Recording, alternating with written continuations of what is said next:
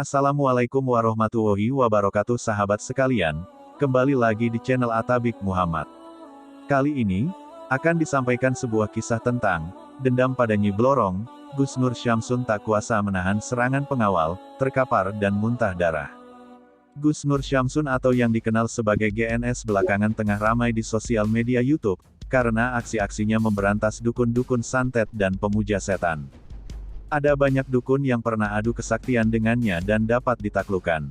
Namun kali ini, GNS harus kewalahan saat menghadapi dua pengawal Nyi Blorong, hingga dirinya muntah darah dan tak berdaya. Bagaimana pertarungan ini bermula, dan mengapa dua pengawal yang disebut GNS sebagai iblis itu tidak dapat dikalahkan meskipun dilawan menggunakan solawat.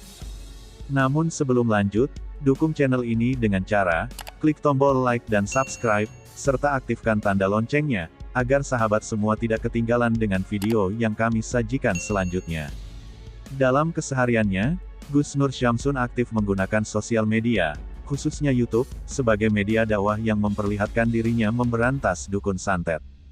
Dalam perjalanannya, ternyata tidak semua dukun dan musuh dapat ditaklukkan dalam adu kesaktian dengannya. Salah satu musuh yang tidak dapat ditaklukkan GNS dan malah dirinya babak belur saat melawan dua pengawal Nyi Blorong. Dilansir halocilegon.com dari kanal YouTube Gus Nur Syamsun, Kamis, tanggal 10 Februari tahun 2022, GNS muntah darah dan tak berdaya menghadapi dua pengawal Nyi Blorong ini. Mulanya, GNS memang sengaja mencari tiga perempuan yang disebutnya sebagai iblis itu ke dalam hutan. Dalam perjalanannya, gerbang gaib Nyi Blorong tidak segera ditemukan.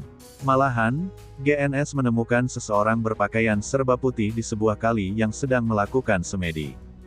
GNS lalu berucap salam kepada orang yang bertapa, namun salamnya tak segera dijawab. Malahan, GNS kena marah sang pertapa dan dianggap mengganggu semedi yang dilakukannya.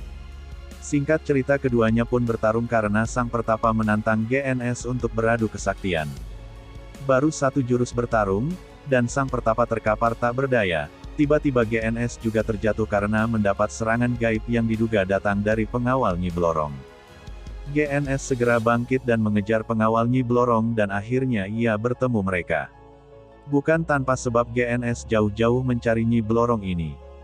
Tempo lalu, ia bersama dengan kawan yang lain, pernah diracuni oleh iblis ini, sehingga misi kali ini adalah mencari Nyi Blorong untuk membalas dendam. Setelah bertemu, keduanya pun langsung mengadu kesaktian. Nahasnya, beberapa serangan jitu yang dilakukan GNS, tidak sedikit pun berefek pada dua pengawal Nyi Blorong. Sebaliknya, berkali-kali GNS harus terkapar.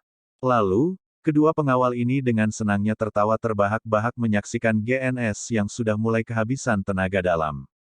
Sambil tertawa, iblis itu menghardik, "Cuma itu saja kemampuanmu," kata salah satu perempuan yang mengawal Nyi Blorong. "Dasar wanita-wanita iblis kalian," kata GNS lalu, dua pengawal itu menimpali kembali. "Dasar manusia bodoh," katanya GNS kemudian naik pitam dan berdiri kembali dan mengumandangkan azan. Sayangnya, bukan kepanasan atau terpental, malahan dua iblis itu tertawa terbahak-bahak dan mengatakan, "Bodoh," kata iblis sambil tertawa. "Oh, kalian mengatakan saya bodoh," kata GNS, "sekarang jam berapa?"